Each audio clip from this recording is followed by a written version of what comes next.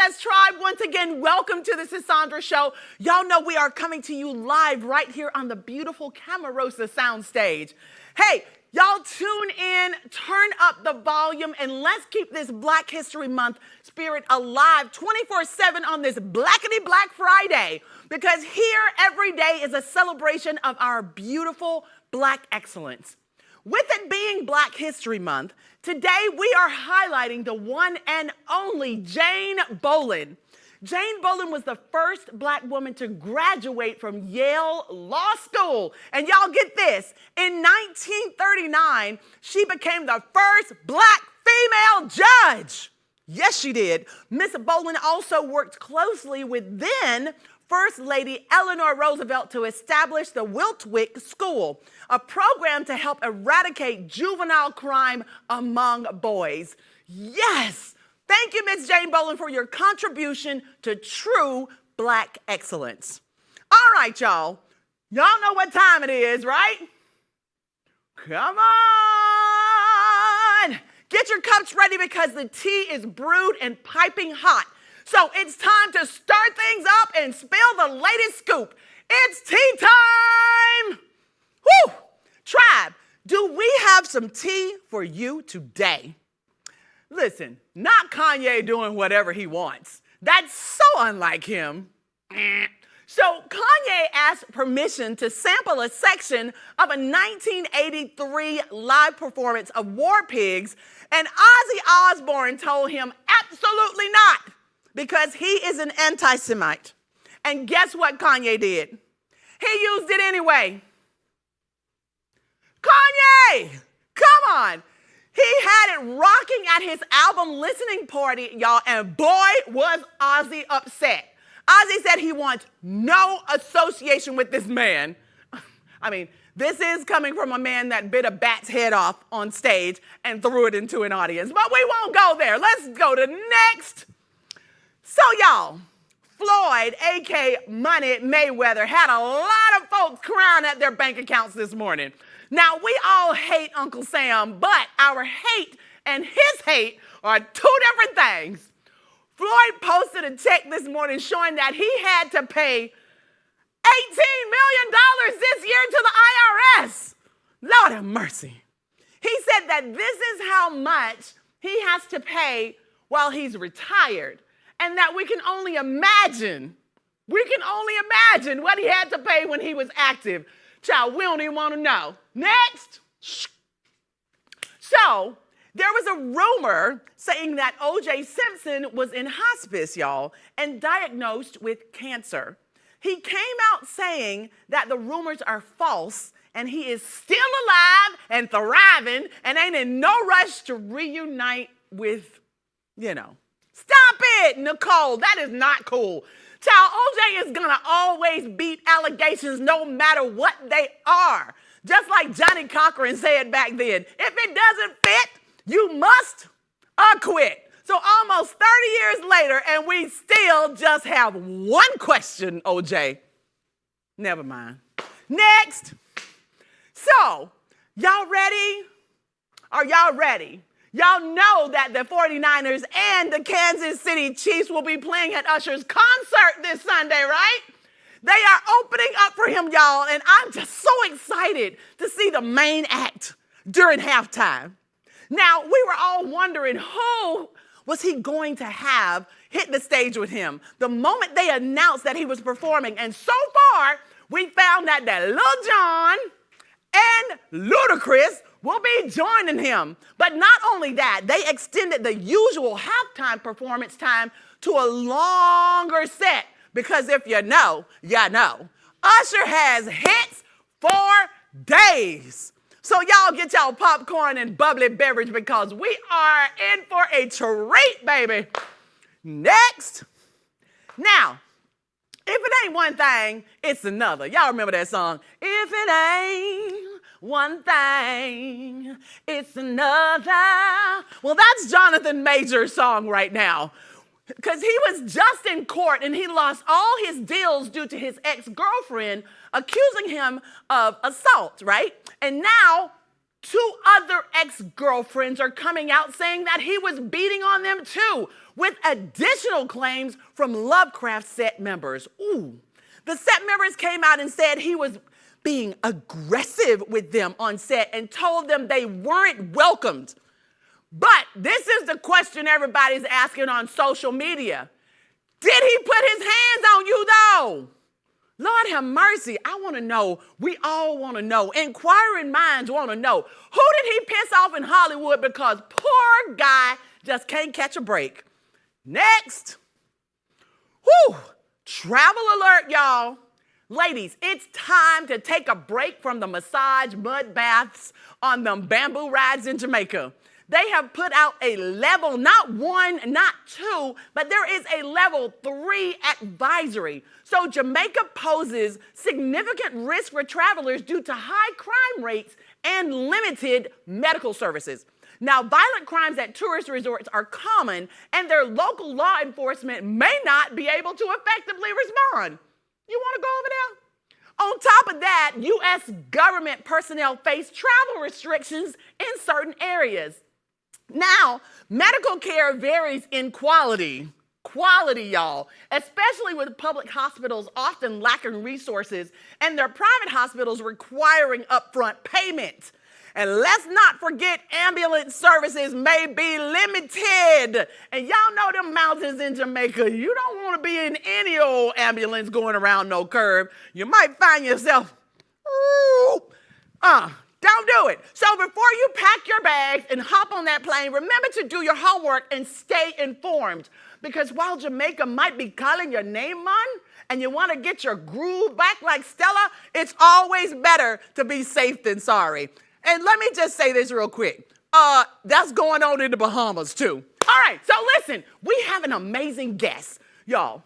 In life, we all, when I say all, we all encounter moments of challenge and adversity that test the very essence of our being.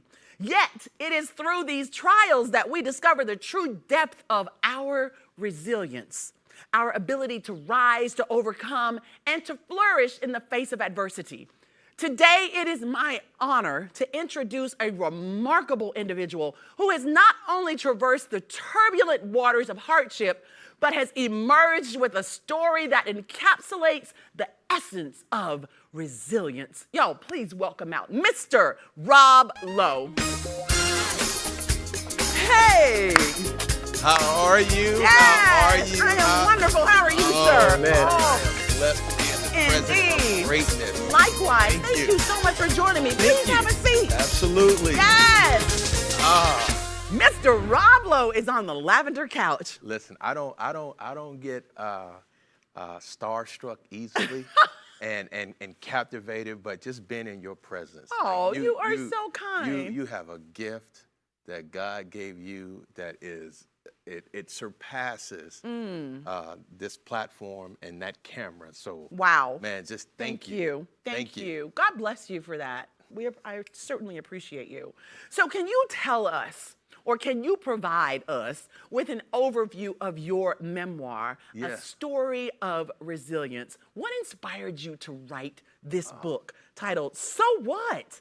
Keep going. You know, it's interesting. So I'll tell you, it took 19 years. 19? To write it. Wow. I started the book back in 2004. And I tried to write it myself. I couldn't do it. I worked with probably 6 different writers over the years. Wow. I spent over $20,000 trying to get it.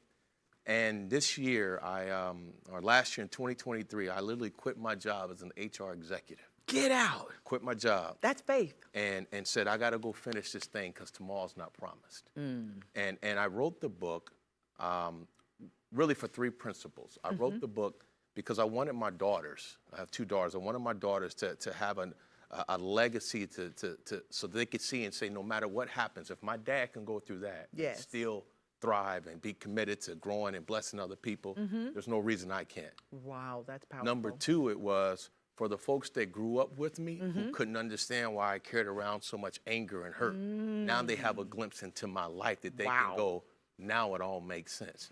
And number 3 is because there's some kid somewhere in the inner city or in rural America who's going to have my journey or similar, and they need to know that no matter what comes, you too will get to the other side. You'll get to the other side and you are not alone. Yeah, absolutely. That is so powerful. Absolutely. So you had three reasons why I that wrote made you write this book. Yeah. My goodness. And it took you 19 years. Did you start writing 19 years ago? You know, I started writing myself, and I realized I couldn't do it because every time I started a story, I was reliving the pain. And so then I hired one writer, and they couldn't find my voice, and then I took 5 years off, and then I started again. Right. And finally, in 2023, I found a young lady out of Tallahassee who was a writer. Her name is Aisha Masonette. And I told her, I said, Aisha, I've spent so much money. I've tried really hard to get this book done. This is my gift to me and to the world. I said, I've done a lot of things, but this is it. This is the thing I have to do. And she said, Rob, we're going to finish this book. Oh, I love it. And when we started the process, it took her about a month to find my voice in my lane. And I told her, I said, now, I'm writing this book to tell my story without tearing other people down. Right. So I was very intentional to say, this isn't about tearing other people down. This is about telling your story. It is. Mr. Rob Lowe, we're going to take a short break. Don't y'all go nowhere. It's just getting good. We will be right back. Yes!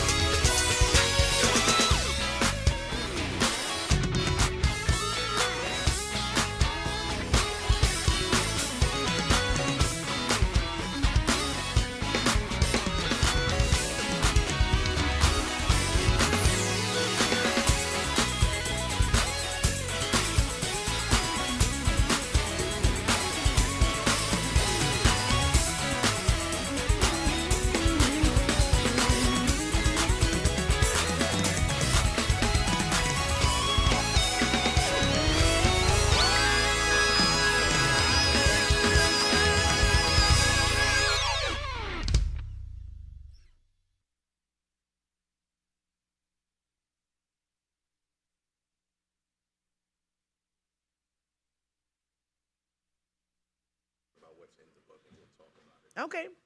Give me 1 second. The producer's talking to me. What'd you say, Rashida? All right. Where are we? Yes, that's the music right there, guys.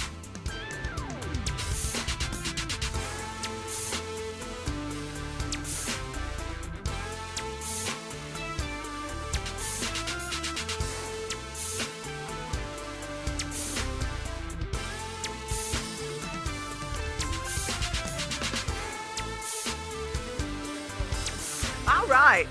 For everyone who is online watching us on Facebook, Instagram, TikTok, X, also known as previously as, what was it? Twitter? Thank y'all so much for joining us. We're about to go back into the show live. I have an amazing guest with me. He is an overcomer. His name is Mr. Rob Lowe, and y'all don't want to miss it. Why don't you like, comment, and share with your friends, and also subscribe.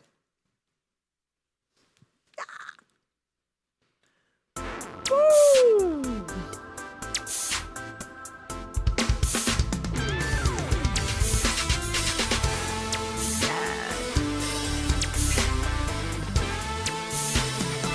Right here. Yes, hello and welcome back to the Sisaundra Show. Y'all, I am sitting here talking to the one and only Mr. Rob Lowe about his book. It's titled, So What? Keep Going. So, Mr. Rob Lowe, resilience often entails overcoming significant challenges. Could you share some of the obstacles or adversities that you faced on your journey as depicted in your memoir? Yeah, absolutely. I mean, listen, we had to spend 4 days telling all of it. So there's probably 30 stories that didn't make the book that are just as powerful as the ones that did. But it started from the age of 2. Being born to a biracial father who looks white and leaving my mom when I was 2 and left her with 3 kids. And you say, well, that happens a lot, but he lived in the same neighborhood my whole life. And He just moved around the corner. Moved around the corner, and not only that, lived with his mama and his sisters, and then they didn't do anything for us. At the age of 6, my stepfather got killed in front of us for trying to kill my mama. Oh, no. 6 months later, my mother died of cancer at the age of 29. Jesus. So by the time I was 7, I'd already experienced a lifetime of hurt. Yes. And then to be sexually abused at the age of 6 at the hands of an older woman, and then and then to have even unhealthy relationships with people I shouldn't have. And then to talk about just being an adolescent and going through teenage years, carrying all that trauma and hurt. Yes. It manifests itself in my adult life. As you can imagine, me trying to have healthy relationships, I never knew how to do that. Right. I carried the anger, I carried the resentment. And then what I'll tell you is, once I got into corporate America, it became harder because there was no roadmap for me on how to channel all this hurt that I already had in my life. And so I take that pain, and I'm here to make the world better. Yes. Yeah, but there comes a process on how you do that. And so now the obstacles of corporate America come into Of play. course. And so it got to the point really at the age of 41.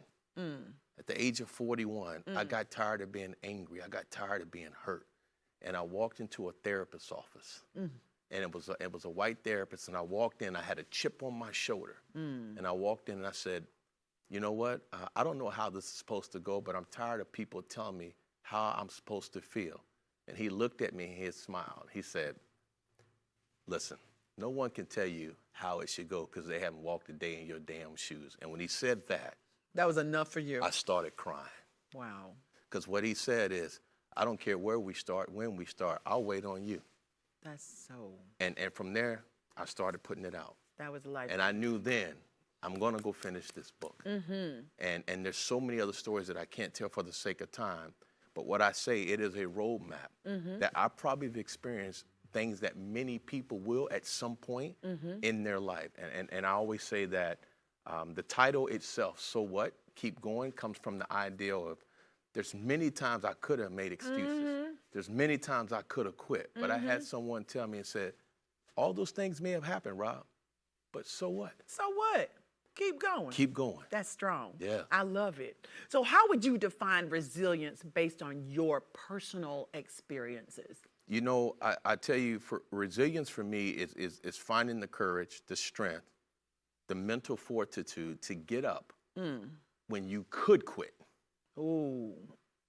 When you could have an excuse to say, I'm supposed to be like this. I've been through enough. Right, I've been through enough. Yes. So if I want to go commit crimes, if I want to be this, if I want to give up on my community, if I want to turn my back on everybody, y'all should understand. Right. But it's been willing to say, but so what? Wow. You still have a purpose. You got to keep. You got to. Yes. You got to keep going. Yeah. And then you chose human relations. Yeah, I did. An executive of HR. Yes, yes. So that made you have to feed into people, pour into people, help them understand themselves, but you don't even understand your own self in the process. Yes. That's powerful. Yes. It was a journey. And you talked about my professional career just a little bit. I chose HR for a reason. Because of my experience and having dealt with discrimination and the hostility of being a young black male coming out of the inner city of Indianapolis and trying to find my way. I wanted a career where I could be the gatekeeper of fairness.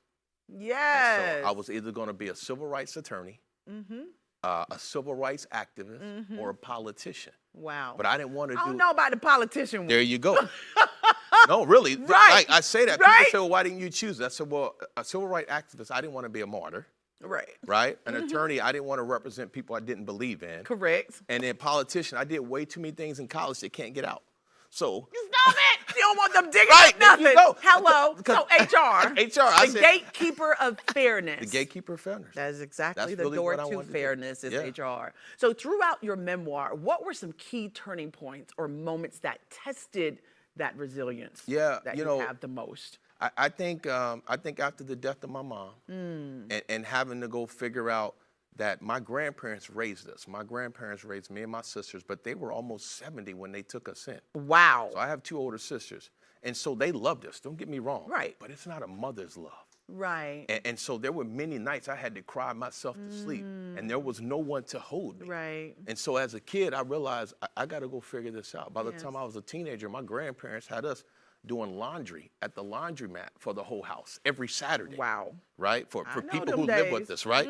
So while my friends were playing, me and my sister was rolling a grocery cart with 6 trash bags full. And so it's things like that. By the time I got to college and became a young man, I was like, look, you know what? Don't tell me what can't be done. And I'm smarter than you think I am, and I don't need you to validate it for me. Ooh. Now that's the most powerful part of it all. It was. I know I'm smart. I don't Yes. need you to validate that. There was, as an elementary kid, I had tested out of math. And so in the 4th grade, the principal was my math teacher. It was me and 9 other people because we had passed the 6th grade class in math. By the time I got to high school, I was a knucklehead, right? I'm starting to experience, and so I started to question my own ability. My freshman year in college, my college dean, my high school dean came down to visit some other students. And what he said to me when he saw me there, he said, huh, you're here? I'm surprised you're still here. Really? This is my freshman year. I said, thank you. Because every time someone gave me a nugget like that, I It was made like, you oh, go that's further. it. You just gave me fuel. Yes. You Yes. just gave me fuel. You make me want to keep on There it is. keeping on. Yep. Yes. My goodness. So would you tell our many readers, rather, find inspiration in stories of resilience? Can you highlight any particular lessons or insights that you hope readers will take from your memoir? You know, I would say, and I'm gonna look at the camera if you don't mind and share this with Y'all, them, right? he gonna look right at this camera. Go ahead. What I would share is anybody who's seeing this, like everybody has a story. And as much as we think our story is the worst story, your story is your story. But one of the things that I've learned in my life is that tomorrow will come. You just have to believe tomorrow will come. And there's nothing wrong with asking for help, especially when it comes to mental health. As people, as men, as young black men, the best thing you could do is go ask somebody, can I talk to you? And what I would say is, life isn't about, don't expect them to give you the magic pill. That ain't what it is. You got to put in the work and want it.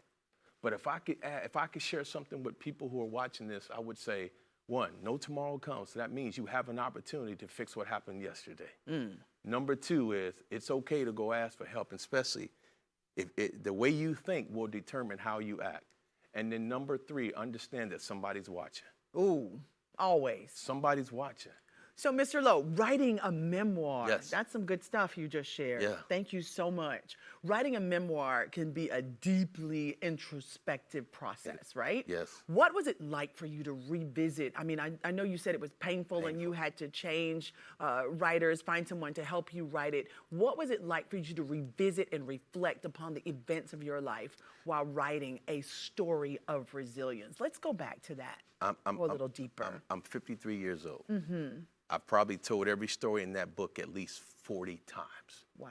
Right? Whether it's writing, rewriting, editing. There are certain stories in that book that every time I tell, if I wasn't on this camera with you, I'd start crying. Because I relived those moments. And so, but for me, I don't mind reliving them because now I know the other side of the story. When you relive them and don't know where you're going, that's the pain. Right. But when you can relive them and get to the other side, man, then you can rejoice. That is so true. The hardest part about this book for me was saying, once you put it out there, you can't take it back. Can't retract it. You can't take it back. Right. So whatever you're going to put, you're going to share. Right. And how was it received, especially? Oh, man, come on. I mean, you have family members. Oh, you trying to get me banned. Come on. You're going to get me I just canceled. want you to tell the You're going to get me truth, like canceled. an IS is. Listen. You know what, Sisaundra? I put the book out there. And for the folks that bought it and read the book, like, excellent. I got 5-star reviews from different websites. Excellent. Painful Congratulations. as it is, people will receive it. But don't get it twisted. There was some family members that read the book. Oh. And I wrote the book in a way that says, if someone did something good, I used their name. If it was something bad, I didn't use their name. You changed their name, but you told a story. I even distanced the relationship. And so there was feedback that came, like there were probably 15, 20 people in my family, furious. Really? To the point there were a couple who said, if he ever come back to Indianapolis, I'm killing him. No. No, it was real. Threats from family? Family. And people were calling me, and I said, have they even read the book? They said, no. I said, they haven't read the book? I said, no, they heard what somebody else said. I said, well, tell them to read the book. I'll send it to them. Right. And they said, no, I don't care. He shouldn't have said it. And I got mad. I said, I got hurt. I didn't get mad. It hurt me. So I had a conversation with a couple. I said, hold on. So you haven't read the book? No. Mm-hmm. You're mad that I wrote about something that happened to me, but you're not mad that it happened to me. You mad that I told you. Man, come on. Mr. Lowe, this story is powerful, but it is time for us You already know. to go. But that's crazy. It is. They don't care about you telling it. Oh, they didn't care about it happening. They just cared about you telling it. Y'all, we got to go. This is too good. But until next time, y'all have a wonderful weekend. Thank you again, Mr. Lowe, for joining me. God bless you all. It's the Sisaundra Show. Thank you. Stay tuned. Take care. Y'all know what to do. Come on. Scan that QR code at the bottom of your screen. We have exclusive content for you right here on Afro TV, Comcast Xfinity, channel 1623, and we are streaming on now. But guess what? We have another great show coming up for you. Don't y'all go nowhere. POV is in the house, and they're going to give you all the good news, have great discussion with you. God bless you. Until next time. Bye.